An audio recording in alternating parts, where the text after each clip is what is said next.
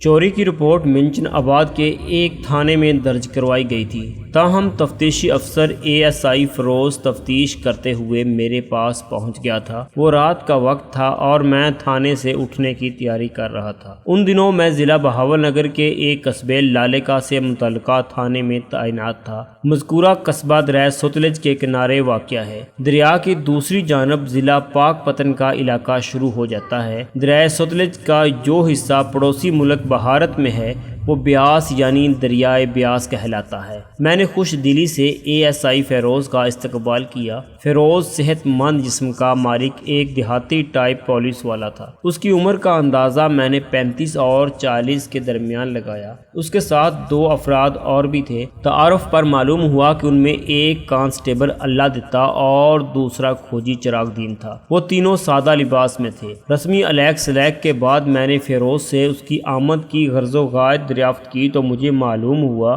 کہ وہ ایک مویشی چور محمد بوٹا المعروف بوٹا ڈنگر چور کے قدموں کا تعاقب کرتے ہوئے یہاں تک پہنچے تھے۔ ASI نے کہا، ملک صاحب، بوٹا ڈنگر چور بہت چالاک اور ہوشیار وارداتیہ ہے۔ ہم نے اس کا کھرا نکالا ہے۔ وہ منچن آباد سے سیدھا آپ کے علاقے میں پہنچا ہے مگر اس سے آگے کا کوئی سراغ نہیں مل رہا۔ پھر میں نے سوالیہ نظر سے اسے دیکھا۔ وہ تعامل کرتے ہوئے بولا، پھر جناب یہ کہ ہماری تفتیش سے یہی نتیجہ نکلتا ہے کہ وہ ابھی تک آپ ہی کے علاقے میں کہیں روپوش ہے۔ میں نے پوچھا، کیا تم لوگوں نے اس بات کی تسلی کر لی ہے کہ وہ میرے تھانے کی حدود سے باہر نہیں گیا؟ اس نے اثبات میں سر ہلایا اور بولا، جی ملک صاحب، کھوجی چراغ دین کا ماہرانہ تجزیہ یہی ہے کہ وہ لالےکا سے باہر نہیں گیا۔ ASI شروع میں مجھے بتا چکا تھا کہ اسے جس مویشی چور کی تلاش ہے وہ منچن آباد سے 7 بھینسیں چرا کر فرار ہوا تھا۔ میں نے اس سے سوال کیا، فیروز، کیا یہ 7 کی 7 بھینسیں کسی ایک ہی شخص کی ملکیت تھیں؟ اس نے نفی میں گردن ہلائی اور جواب دیا، ملک صاحب، بوٹا نے 2 مختلف افراد کے باڑوں سے بھینسیں چرائی ہیں۔ موضع علی پور کے زمیندار خدا بخش کی 4 بھینسیں اور موضع خالص خورد کے کاشتکار غلام رسول کی 3 بھینسیں، کل ملا کر 7 بھینسیں ملک صاحب۔ میں نے کہا، موضع علی پور اور موضع خالص خورد منچن آباد ہی کے علاقے ہیں، مگر پھر بھی 2 مختلف جگہوں سے بھینسیں چرا کر یہاں لالےکا تک لانا کوئی آسان کام نہیں ہے۔ کام تو واقعی بہت مشکل ہے سرکار، کھوجی چراغ دین نے گردن ہلاتے ہوئے کہا، لیکن یہ جو بوٹا ڈنگر چور ہے نا، یہ بھی بڑا کانٹے کا چور ہے۔ بڑے بڑے کارنامے ہیں اس کے ریکارڈ پر۔ اس کے بعد ASI بوٹا کے بارے میں تفصیلات بتانے لگا، جس میں اس کی چوری کی وارداتوں کی دلچسپ اور کٹھن داستان کے علاوہ اس کا قد کاٹھ اور حلیہ وغیرہ بھی شامل تھا۔ بوٹا کا قد 6.5 فٹ سے نکلتا ہوا تھا۔ وہ ہاتھ پاؤں کا مضبوط ایک گرانڈیل شخص تھا۔ ASI کی تحقیق سے پتہ چلا کہ بوٹا موضع امروکا کا رہنے والا تھا۔ میں نے کہا، ASI جی، تم نے کبھی بوٹا کی تلاش میں امروکا کا بھی کوئی چکر لگایا کہ نہیں؟ کوئی فائدہ نہیں ہوا جناب، فیروز نے بد دلی سے جواب دیا۔ میں کئی مرتبہ امروکا جا چکا ہوں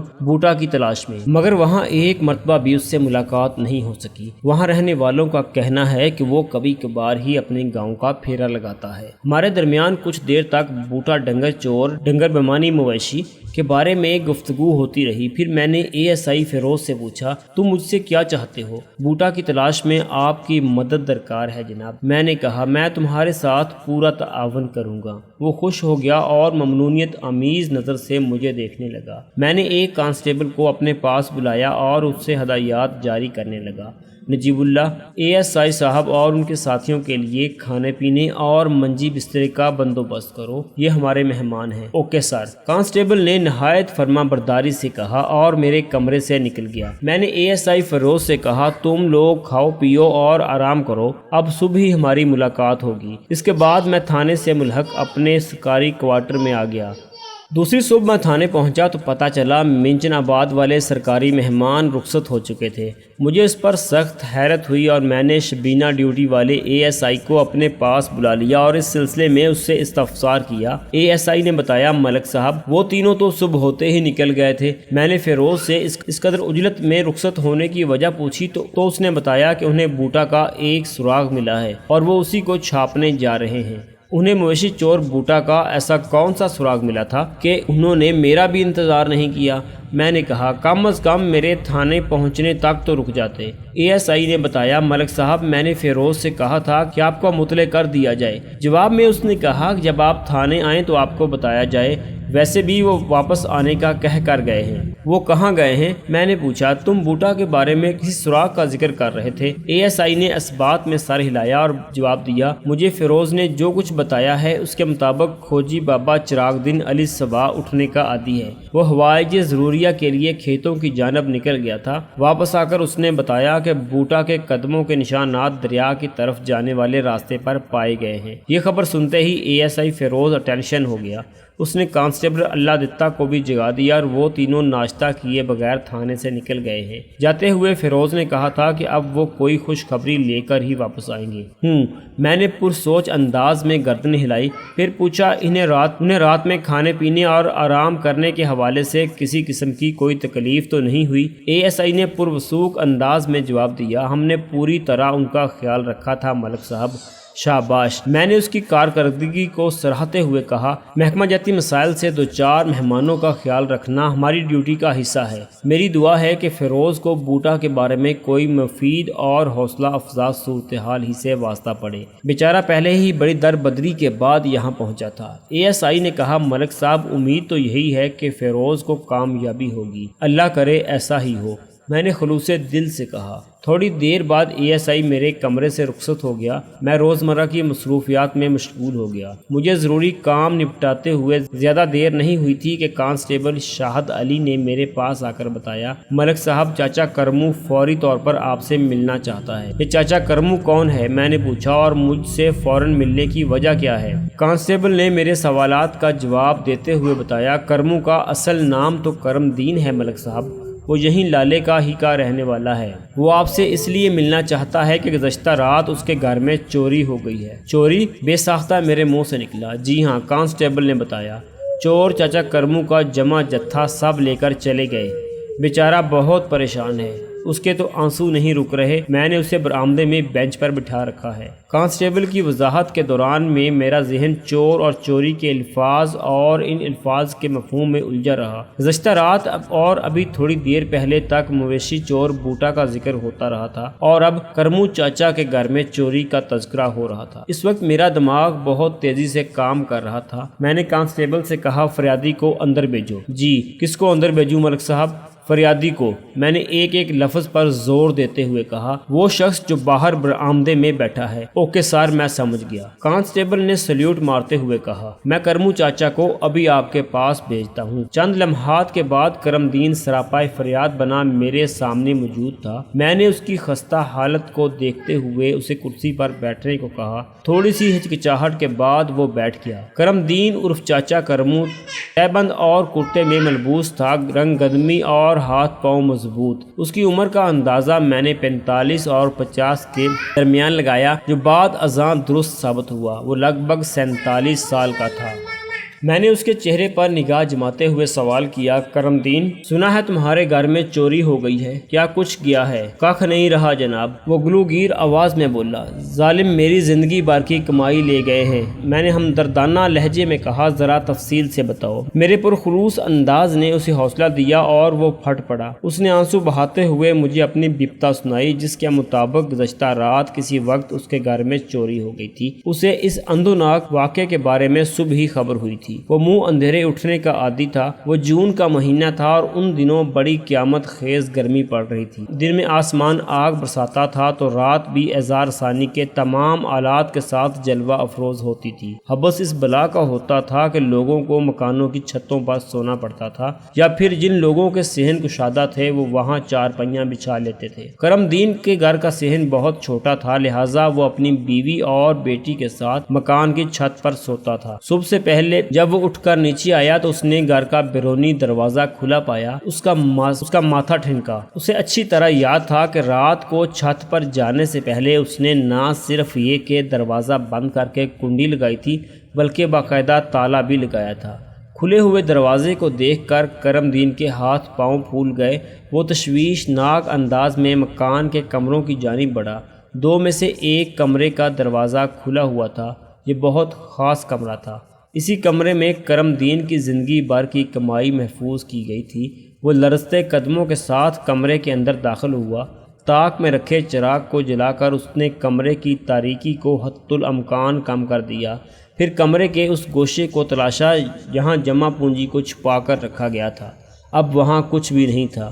کرم دین کی متاع حیات چور لے کر جا چکے تھے۔ میں نے اس کے بیان کے وقفے میں پوچھا، کرم دین، تمہارا جو نقصان ہوا ہے اس کے بارے میں بتاؤ گے؟ ضرور بتاؤں گا سرکار، وہ رندی ہوئی آواز میں بولا۔ میرا سب کچھ ایک جستی ٹرنک میں محفوظ کیا گیا تھا، میں نے خود محفوظ کیا تھا۔ وہ میری زندگی بھر کی کمائی تھی جو میں نے ایک خاص مقصد کے تحت محفوظ کی تھی۔ پھر اس نے اپنے خاص مقصد کی وضاحت کرتے ہوئے بتایا کہ وہ اپنی اکلوتی بیٹی نگت پروین عرف نگو کی شادی بڑی شان اور دھوم دھام سے کرنا چاہتا تھا۔ وہ اپنی بچت سے رفتہ رفتہ نگو کا جہیز جمع کر رہا تھا اور تمام چیزیں اس نے جستی ٹرنک میں رکھی ہوئی تھیں۔ میں نے پوچھا، کرم دین، نگو کے جہیز کے لیے تم نے جو سامان جمع کیا تھا اس کی تفصیل کیا ہے؟ کرم دین نے جواب دیا، تھانے دار صاحب، میں نے داج کے سلسلے میں صرف قیمتی چیزیں ہی خریدی تھیں جو ٹرنک میں بآسانی رکھی جا سکتی تھی۔ فرنیچر اور دیگر بڑے سامان کے لیے میں نے نقد رقم محفوظ کر لی تھی۔ یہ تمام چیزیں میں شادی سے چند روز قبل خریدنا چاہتا تھا۔ تم نے میرے سوال کا جواب نہیں دیا کرم دین۔ میں نے کہا، میں اسی طرف آ رہا ہوں سرکار۔ وہ افسوسناک انداز میں گردن ہلاتے ہوئے بولا۔ جستی ٹرنک میں 15 تولے کے طلائی زیورات تھے۔ اس کے علاوہ 20 جوڑے کپڑوں کے تھے جن میں 10 جوڑے ریشمی اور کامدار تھے، جبکہ باقی 10 جوڑے سادہ ریشمی عمدہ قسم کے کپڑے سے تیار کیے گئے تھے۔ علاوہ ازیں نقدی بھی اسی ٹرنک میں کپڑوں کی تہ میں رکھی گئی تھی۔ نقد رقم کتنی تھی؟ میں نے پوچھا۔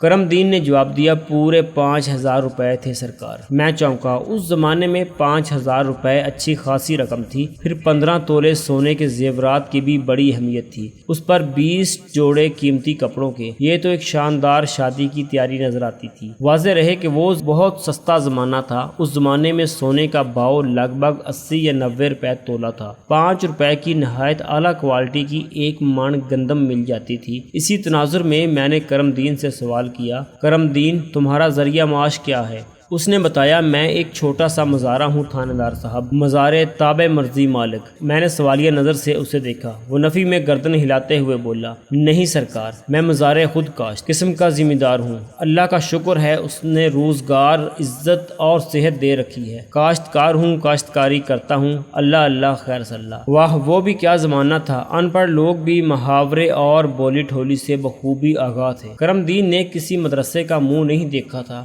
مگر اس نے میرے مبنی بر محاورہ سوال کا جواب بھی با محاورہ ہی دیا تھا۔ اب تو وہ دور خواب و خیال ہو کر رہ گیا ہے۔ میں نے پوچھا، کرم دین، جب تم نے دیکھا کہ کمرے سے جستی ٹرنک غائب ہے تو پھر تم نے کیا کیا؟ میرا تو جناب دماغ ہی گم گیا تھا، وہ قدرے ٹھہرے ہوئے لہجے میں گویا ہوا۔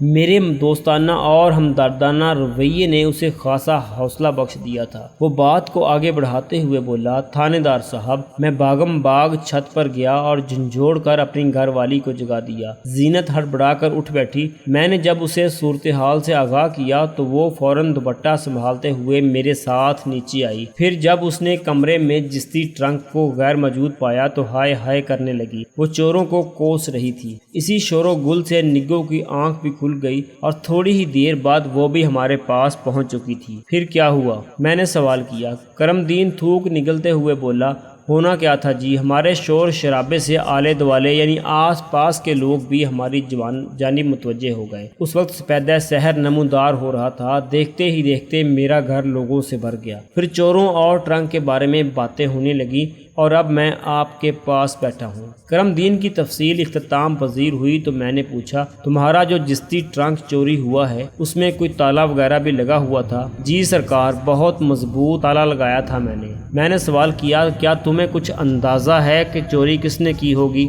نہیں تھانے دار صاحب، وہ نفی میں سر ہلاتے ہوئے بولا، کسی سے تمہاری دشمنی ہے؟ میں نے تو ہمیشہ لوگوں کو دوست بنانے کی کوشش کی ہے۔ میں نے پوچھا، یہ بات تمہارے علاوہ اور کون جانتا تھا کہ جستی ٹرنک میں تم نے قیمتی سامان اور طلائی زیورات وغیرہ رکھ چھوڑے تھے؟ اس نے جواب دیا، یہ بات صرف 3 افراد کو معلوم تھی۔ پھر اس نے وضاحت کی، یعنی میں، میری گھر والی اور نگو، ہم تینوں کے علاوہ کوئی نہیں جانتا تھا کہ میں نے نگو کی شادی کے سلسلے میں کیا کچھ جمع کر رکھا تھا۔ کیا تمہیں یقین ہے کہ تمہاری بیوی یا بیٹی نے کسی شخص سے جستی ٹرنک کے بارے میں کچھ نہیں کہا ہوگا؟ میں نے کریدنے والے انداز میں کہا۔ وہ مضبوط لہجے میں بولا، میں نے انہیں اس معاملے میں سختی سے زبان بند رکھنے کی تاکید کر رکھی تھی اور مجھے امید ہے کہ انہوں نے میری تاکید کو ذہن میں رکھا تھا۔ ویسے میں نے اپنی تسلی کے لیے زینت اور نگو سے یہ سوال آج صبح کیا تھا۔ ان دونوں کا ایک ہی بیان تھا، انہوں نے اس سلسلے میں اپنی زبان بند ہی رکھی تھی۔ میں نے مزید چند سوالات کے بعد کرم دین کو باہر بیٹھنے کی ہدایت کرتے ہوئے کہا، میں ابھی تمہارے ساتھ چلتا ہوں، وقوع کا جائزہ لینا بہت ضروری ہے، باقی کارروائی اس کے بعد ہوگی۔ وہ مطمئن انداز میں میرے کمرے سے نکل گیا۔ میں نے ایک کانسٹیبل کو بھیج کر ASI کامی شاہ کو اپنے پاس بلا لیا۔ کامران محمود عرف کامی شاہ نہایت فرشناس اور ذمہ دار پولیس اہلکار تھا۔ اس کے والد بڑے شاہ صاحب برٹش پولیس میں تھے۔ پاکستان کے قیام کے بعد وہ پاک پولیس میں آ گئے اور اب بڑے شاہ صاحب ریٹائر ہو چکے تھے۔ کامی شاہ کا تعلق منڈی صادق گنج کے علاقے موزہ مدھانی والا سے تھا۔ کامی شاہ چند لمحات کے بعد میرے پاس موجود تھا۔ میرے تھانے میں سب سے زیادہ فعال اور جرأت مند نوجوان افراد میں کامی شاہ کا نمبر پہلا تھا۔ میں نے مختصراً کامی شاہ کو کرم دین کے گھر ہونے والی چوری کی واردات سے آگاہ کیا، پھر کہا، ہمیں فوراً موقع واردات پر پہنچنا ہے۔ ٹھیک ہے ملک صاحب، وہ پرجوش انداز میں بولا، میں 10-15 منٹ میں روانگی کی تیاری کر لیتا ہوں۔ جب تک کامی شاہ واپس آتا، میں نے اپنے سامنے میز پر پھیلے ہوئے کاغذات کو متعلقہ جگہوں پر رکھا، پھر ہم کرم دین کے ہمراہ اس کے گھر کی طرف چل دیے۔ کرم دین عرف کرمو کا گھر ایک عام سا مکان تھا۔ پیچھے 2 کمرے تھے، کمروں کا ایک ایک دروازہ صحن میں کھلتا تھا، جبکہ دونوں کمروں کی درمیانی دیوار میں بھی ایک دروازہ موجود تھا۔ صحن بہت مختصر تھا، جس کے ایک کونے میں رسوئی نما باورچی خانہ بھی بنا ہوا تھا۔ باورچی خانے کے دروازے کے باہر چھوٹا سا کھرا بنایا گیا تھا، یہاں برتن وغیرہ دھوئے جاتے تھے یا پھر کپڑوں کی دھلائی ہوتی ہوگی۔ میں نے کرم دین کی معیت میں اس کمرے کا تفصیلی جائزہ لیا جس کے اندر جستی ٹرنک رکھا گیا تھا۔ کرم دین نے اس جگہ کی نشاندہی بھی کی، یہاں مذکورہ ٹرنک پڑا ہوا تھا۔ کرم دین کی زبانی معلوم ہوا کہ جس کمرے میں ٹرنک موجود تھا اس کا بیرونی دروازہ ہمیشہ بند رکھا جاتا تھا۔ اس کمرے میں آمد و شد کے لیے وسطی دیوار میں موجود دروازہ استعمال کیا جاتا تھا۔ کمرے کی حالت سے پتہ چلتا تھا کہ چور کو جستی ٹرنک تلاش کرنے میں کسی قسم کی دقت کا سامنا نہیں کرنا پڑا تھا۔ کمرے میں موجود ہر شے اپنی مناسب جگہ پر رکھی نظر آ رہی تھی۔ اس سے ایک بات واضح ہو کر سامنے آ رہی تھی کہ چور جو کوئی بھی تھا یا تھے، وہ اس قیمتی ٹرک وہاں موجودگی اور مقام سے پوری طرح آگاہ تھے، ورنہ چوری کی وارداتوں میں جائے وقوع پر خاصی افراتفری اور اکھاڑ پچھاڑ دیکھنے میں آتی ہے۔ جائے واردات کا تفصیلی نقشہ تیار کرنے کے بعد میں وہاں موجود لوگوں سے سوال جواب کرنے لگا۔ کافی کوشش کے بعد بھی کوئی ایسی بات یا اشارہ سامنے نہیں آیا جس سے چور یا چوروں کے بارے میں کسی قسم کی رہنمائی حاصل ہوتی۔ پوچھ تاچھ کے سلسلے میں نے کرم دین کی بیوی اور بیٹی سے بھی مختلف سوالات کیے، انہوں نے بھی اس سلسلے میں اپنی لا علمی کا اظہار کیا۔ کرم دین کی بیوی زینت بی بی نے سینہ کوبی کرتے ہوئے کہا، تھانے دار صاحب، ہم تو کسی کو منہ دکھانے کے قابل نہیں رہے۔ 10 دن بعد نگو کی بارات آنے والی ہے، اس کے داج کا سارا سامان تو چور لے گئے، اب یہ شادی کیسے ہوگی؟ سب ٹھیک ہو جائے گا بلیے لوکے۔ کرم دین نے اپنی بیوی کو تسلی دیتے ہوئے کہا، اللہ کوئی نہ کوئی راہ نکال ہی دے گا۔ وہ ہاتھ نچاتے ہوئے عجیب سے لہجے میں بولی، اللہ کو تو کوئی نہ کوئی راہ نکال ہی دے گا، اللہ تو کوئی نہ کوئی راہ نکال ہی دے گا، مگر وہ تمہارا بھائی۔ اتنا کہہ کر زینت نے مانی خیز نظر سے شوہر کو دیکھا اور بولی، فضل دین بغیر داج کے میری نگو کی ڈولی لے کر نہیں جائے گا، تم بدگمانی کی باتیں نہ کرو۔ کرم دین نے کمزور سا احتجاج کرتے ہوئے کہا، فضل دین میرا بڑا بھائی ہے، وہ میری مجبوری کو سمجھنے کی کوشش کرے گا۔ مجبوری؟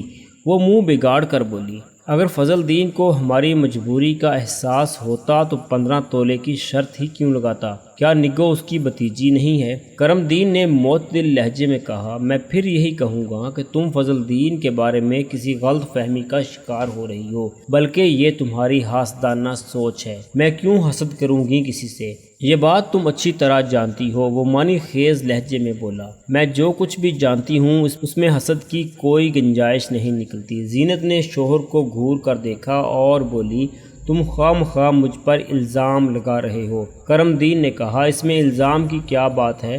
میں نے تمہارے بھانجے کا رشتہ رد کر کے اپنے بھتیجے سے نگو کی شادی کرنے کا فیصلہ کیا ہے، یعنی تمہاری بہن کی بنسبت اپنے بھائی کے بیٹے کو ترجیح دی ہے۔ تمہارے حسد کی وجہ سمجھ میں آتی ہے۔ ایک لمحے کے توقف کے بعد اس نے اضافہ کیا، نگو کا نصیب یہاں لکھا تھا، وہاں اس کی بات پکی ہو گئی۔ تم جلنا کڑنا چھوڑ دو، میری جلتی ہے جوتی۔ وہ پاؤں پٹکتے ہوئے بولی، اور یہ جو تم نے نصیب کی بات کی ہے نا، تو تم منہ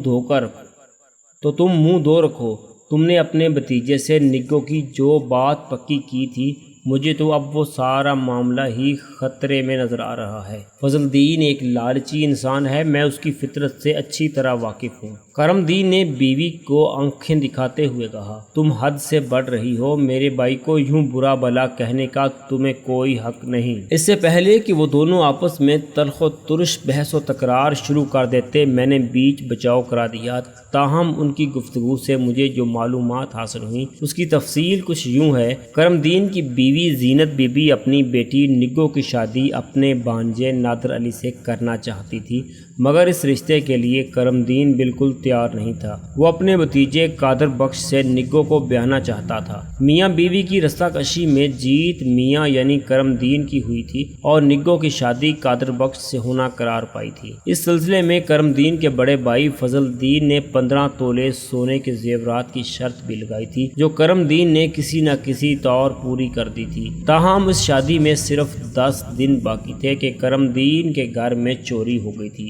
مجھے یہ بھی معلوم ہو گیا تھا کہ نگو کا تایا فضل دین فوٹا باز کے علاقے چک 294 میں رہتا تھا، جبکہ زینت بی بی کی بہن اور بہنوئی ہارون آباد کے علاقے کوٹ حضور سنگھ کے رہنے والے تھے۔ میں لگ بھگ آدھا گھنٹہ مزید وہاں رکا۔ اس دوران میں کرم دین سے مختلف سوالات کرتا رہا۔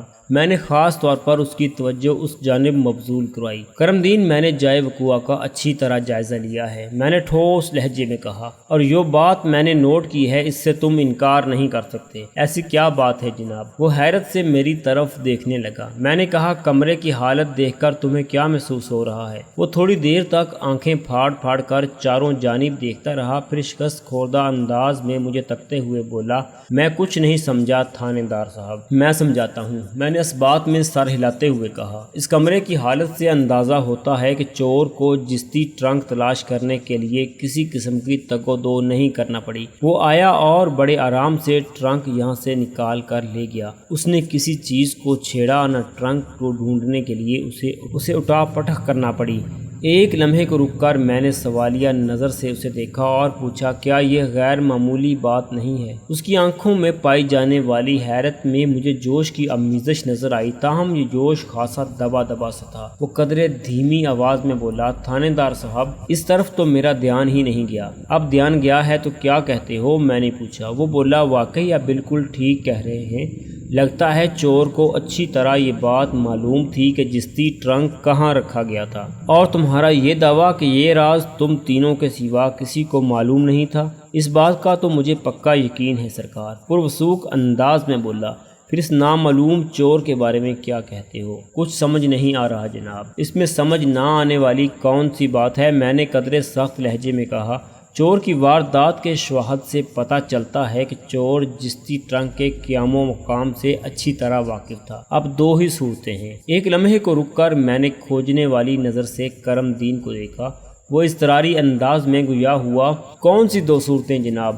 پہلی صورت تو یہ ہے کہ تم تینوں میں سے کسی نے جستی ٹرنک کے راز کو افشا کیا ہے۔ میں نے ٹھہرے ہوئے لہجے میں کہا، اور دوسری صورت یہ ہے کہ تمہارا دعویٰ کھوکھلا ہے۔ وہ الجھن زدہ لہجے میں بولا، کون سا دعویٰ جناب؟ وہی دعویٰ کرم دین، میں نے ایک ایک لفظ پر زور دیتے ہوئے کہا کہ تم تینوں کے سوا کوئی چوتھا شخص اس راز سے واقف نہیں۔ وہ پریشانی سے مجھے تکنے لگا۔ میں نے کہا، میری بات غور سے سنو کرم دین، اگر واقعی تم لوگوں نے کسی اور شخص کو اس جستی ٹرنک کی بھنک نہیں پڑنے دی تھی تو پھر پورے وثوق سے یہ بات کہی جا سکتی ہے کہ تمہارے علاوہ بھی کوئی شخص تمہاری متاع حیات سے آگاہ تھا۔ اب وہ شخص خود چور بھی ہو سکتا ہے اور کوئی ایسا شخص بھی ہو سکتا ہے جس نے کسی چور سے تمہارے گھر میں چوری کروائی ہو۔ ایک لمحے کے وقفے سے میں نے حتمی انداز میں کہا، کرم دین، اس چوری میں کسی بھیدی کا ہاتھ نظر آتا ہے۔ وہ تائیدی انداز میں گردن ہلاتے ہوئے بولا، کہہ تو آپ بالکل ٹھیک رہے ہیں، مگر ایسا شخص کون ہو سکتا ہے یہ تو تم ہی بتا سکتے ہو۔ میں نے کہا، میرے دماغ میں تو کوئی نام نہیں آ رہا۔ میں نے پرزور الفاظ میں کہا، کرم دین، تم نے بتایا تھا کہ جب تم بیدار ہونے کے بعد چھت سے نیچے آئے تو گھر کا بیرونی دروازہ کھلا ہوا تھا۔ اس نے اس بات میں سر ہلایا۔ میں نے بات جاری رکھتے ہوئے کہا، اور تمہارا کہنا ہے کہ رات تم نے سونے سے پہلے بیرونی دروازے کو تالا بھی لگایا تھا۔ ایک لمحے کو رک کر میں نے اس کی آنکھوں میں جھانکا اور کہا، اس سے بھی یہی بات ظاہر ہوتی ہے کہ چور تمہارے اور تمہارے گھر کے بارے میں وسیع معلومات رکھتا تھا۔ ممکن ہے اس کے پاس تمہارے گھر کے بیرونی دروازے پر لگے تالے کی چابی بھی ہو۔ وہ بے یقینی سے مجھے دیکھنے لگا اور کمزور سی آواز میں بولا، میری سمجھ میں کچھ نہیں آ رہا تھانے دار صاحب۔ میں نے کہا، کرم دین، ابھی تھوڑی دیر پہلے تم نے اپنی گھر والی سے جو بحث مباحثہ کیا ہے اس سے میں نے یہ نتیجہ اخذ کیا ہے کہ زینت کی بہن شائستہ بیگم تمہارے اس فیصلے سے سخت ناخوش تھی کہ تم نگوں کی شادی اپنے بھتیجے قادر بخش سے کرنے جا رہے تھے۔ یہ بات تو ہے سرکار۔ وہ ہاں میں گردن ہلاتے ہوئے بولا، میری سالی شائستہ تو کیا، خود میری گھر والی زینت بھی میرے اس فیصلے سے خاصی چڑی ہوئی ہے۔ بات بات پر تانے دیتی ہے اور لڑائی جھگڑے کا کوئی موقع ہاتھ سے جانے نہیں دیتی۔ کرم دین کے اس تبصرے پر زینت نے ناگواری سے گھور کر شوہر کو دیکھا مگر زبان سے کچھ نہ کہا۔ میں نے زینت کو مخاطب کرتے ہوئے کہا، تمہاری کیا رائے ہے اس سلسلے میں؟ اس میں کسی رائے کی کیا ضرورت ہے؟ وہ منہ ٹیڑھا کرتے ہوئے بولی، جب کسی کی خواہش کو بری طرح رد کیا جاتا ہے تو ناراضی پیدا ہو ہی جاتی ہے۔ آخر میرے بانجے نادر علی میں کس چیز کی کمی تھی؟ وہ خوبصورت ہے، جوان ہے، صاحب حیثیت ہے، کیا نہیں ہے اس کے پاس؟ میں نے اس کی تقریر کو ہاتھ کے اشارے سے بریک لگاتے ہوئے کہا، زینت، تمہارے خیال میں یہ دشمنی کس نے کی ہوگی؟ وہ الجھن زدہ انداز میں مجھے دیکھنے لگی۔ میں نے وضاحتی لہجے میں کہا، میرا مطلب یہ ہے کہ اس چوری میں تمہارے کسی دشمن کا ہاتھ ہو سکتا ہے۔ ظاہر ہے یہ کام کوئی دوست تو کر نہیں سکتا۔ وہ سادہ سے لہجے میں بولی، ہمارا تو کوئی دشمن نہیں تھانے دار صاحب، یہ پتہ چلانا تو آپ کا کام ہے چور کون ہے اور اس نے کس دشمنی میں چوری کی ہے۔ تم ٹھیک کہتی ہو، میں نے کہا، یہ واقعی میرا کام ہے۔ چوری کی یہ واردات میرے تھانے کی حدود میں ہوئی ہے، اس کا سراغ میں ہی لگاؤں گا اور چور کو قرار واقع سزا بھی دلواؤں گا۔ دونوں میاں بیوی شکر گزار نظر سے مجھے تکنے لگے۔ میں تھوڑی دیر مزید انہیں تسلی دلاسا دینے کے بعد ASI کامی شاہ کے ساتھ تھانے کی جانب روانہ ہو گیا۔ راستے میں ہمارے درمیان جستی ٹرنک کی چوری موضوع گفتگو بنی رہی۔ کامی شاہ نے کہا، ملک صاحب، میرا دھیان تو بار بار بوٹا ڈنگر چور کی طرف جا رہا ہے۔ بوٹا ڈنگر چور کی تازہ ترین واردات کے بارے میں کامی شاہ کو سب کچھ معلوم تھا۔ گزشتہ رات منچن آباد سے ASI فیروز بوٹا کی تلاش میں میرے تھانے آیا تھا اور آج صبح مجھے معلوم ہوا کہ وہ بوٹا کے تعاقب میں دریا کی جانب گیا تھا۔ فیروز کے ساتھ کانسٹیبل اللہ دتا اور کھوجی چراغ دین بھی تھے۔ میں نے کہا، کامی شاہ، تم موجودہ حالات کی روشنی میں بالکل درست رخ پر سوچ رہے ہو، لیکن میں تمہارے خیال سے مکمل اتفاق نہیں کروں گا۔ وہ کیوں ملک صاحب؟ اس لیے کامی شاہ، میں نے سمجھانے والے انداز میں کہا، میرا یہ تجربہ ہے کہ مویشی وغیرہ کی چوری میں ملوث افراد عموماً دوسری نوعیت کی چوری چکاری میں ہاتھ نہیں ڈالتے۔ ان کا اپنا ایک مخصوص میدان اور طریقہ واردات ہوتا ہے۔ وہ مالکان کی نظر بچا کر خصوصاً رات میں ڈور ڈنگر چوری کرتے ہیں اور کسی دوسرے علاقے میں جا کر انہیں فروخت کر دیتے ہیں۔ چوری کے مال کے دام اگر اچھے نہیں ملتے تاہم مال کو جلد از جلد ٹھکانے لگانے کی اہمیت ہوتی ہے۔ اس سلسلے میں مویشی چوروں کے خریدار بھی مخصوص ہوتے ہیں۔ ہو سکتا ہے بوٹا یہاں موزہ لالے کا میچ چوری شدہ بھینسیں فروخت کرنے آیا ہو اور اب کسی اور طرف نکل گیا ہو۔ وہ اس بات میں سر کو جنبش دیتے ہوئے بولا، میں آپ کی بات کو یکسر رد نہیں کر سکتا ملک صاحب، مگر میرے ذہن میں وہی بات آ رہی ہے جو میں نے آپ کو بتائی ہے۔ چلیں دیکھتے ہیں پردے کے پیچھے کیا ظاہر ہوتا ہے، میں نے پرسوچ انداز میں کہا۔ ہم باتیں کرتے تھانے آ گئے۔ یہاں ہمارے لیے بڑی سنسنی خیز خبریں موجود تھیں۔ منچن آباد والا ASI اپنے ساتھیوں کے ساتھ واپس آ گیا تھا اور میرے کمرے میں بیٹھا میرا انتظار کر رہا تھا۔ مجھ پر نظر پڑتے ہی وہ اٹھ کر کھڑا ہو گیا۔ ملک صاحب، اس نے اضطراری لہجے میں مجھے مخاطب کرتے ہوئے کہا، بوٹا تو ہمارے ہاتھ سے نکل گیا، مگر دریا کے کنارے ایک لاش دریافت کر کے آئے ہیں۔ یہ اطلاع دھماکہ خیز تھی۔ میں نے پوچھا، بوٹا تمہارے ہاتھ سے نکل کر کہاں چلا گیا اور یہ لاش کا کیا چکر ہے بھائی؟ ASI فیروز نے تفصیل بتاتے ہوئے کہا، ملک صاحب، آج صبح کھوجی چراغ دین نے مجھے بتایا کہ بوٹے کے قدموں کا کھرا ایک جگہ سے دریا کی جانب جاتا ہوا نظر آیا ہے۔ میں فوراً کھوجی کے ساتھ، ایک منٹ، میں نے قطع کلامی کرتے ہوئے کہا، رات تم نے بتایا تھا کہ تم لوگوں نے اچھی طرح چیک کر لیا ہے کہ بوٹا اس علاقے میں داخل تو ہوا ہے مگر یہاں سے باہر جانے کے آثار نہیں ملے۔ اب تم کہہ رہے ہو کہ صبح چراغ دین نے اس کا کھرا ڈھونڈ نکالا ہے۔ اس کا مطلب تو یہی ہے کہ وہ رات کسی وقت یا صبح یہاں سے روانہ ہوا ہے، اور یہ بھی کہ اس کا قیام اس تھانے سے زیادہ دور نہیں رہا ہوگا۔ آپ بجا فرما رہے ہیں ملک صاحب، فیروز نے تائیدی انداز میں کہا، میں بھی انہی خطوط پر سوچ رہا ہوں۔ افسوسناک بات تو یہ ہے کہ وہ ہاتھ آتا آتا نکل گیا۔ اب یہ بھی بتا دو کہ بوٹا کس طرف نکل گیا ہے۔ وہ بولا، ہم بوٹا کے قدموں کا تعاقب کرتے ہوئے دریا کے کنارے جا پہنچے تھے۔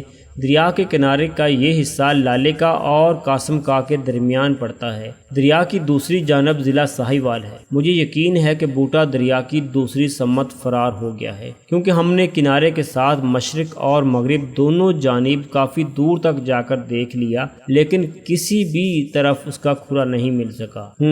میں نے سوچ میں ڈوبے ہوئے لہجے میں کہا، پھر ایک فوری خیال کے تحت پوچھا، فیروز، تم نے مسروقہ 7 بھینسوں کے بارے میں کچھ نہیں بتایا۔ ایک لمحے کے توقف سے میں نے اضافہ کیا، میرا مطلب ہے ان کے کھرے کا کیا ہوا؟ فیروز نے جواب دیا، ان کا کھرا نہیں مل سکا، جس کا صرف ایک ہی مطلب ہے، بوٹا نے وہ 7 بھینسیں یہیں لالے کا ہی میں ٹھکانے لگا دی ہیں اور خود دریا پار کر کے ساہیوال کی جانب نکل گیا ہے۔ یہ چور لٹیرے تیراکی کے ماہر ہوتے ہیں۔ ہاں یہ بات تو ہے، میں نے کہا۔ پھر پوچھا، فیروز، تم نے کسی لاش کی دریافت کا بھی ذکر کیا تھا۔ فیروز نے سنسنی خیز انداز میں بتایا، ملک صاحب، ہم دریائے ستلج کے کنارے کے ساتھ ساتھ بوٹا کا کھرا ڈھونڈ رہے تھے کہ ایک مقام پر ہمیں ایک جستی صندوق پڑا نظر آیا اور تجسس کے ہاتھوں ہم اس صندوق کے پاس پہنچ چلے گئے۔ اس کی بات مکمل ہونے سے پہلے ہی میں بول اٹھا، جستی صندوق سے تمہاری مراد جستی ٹرنک ہے؟ فیروز کے انکشاف نے مجھے بے چین کر دیا۔ جستی ٹرنک کا ذکر کسی بھی طور نظر انداز کرنے کے قابل نہیں تھا۔ میرے سوال کے جواب میں فیروز نے بتایا، ملک صاحب، آپ بالکل ٹھیک کہہ رہے ہیں،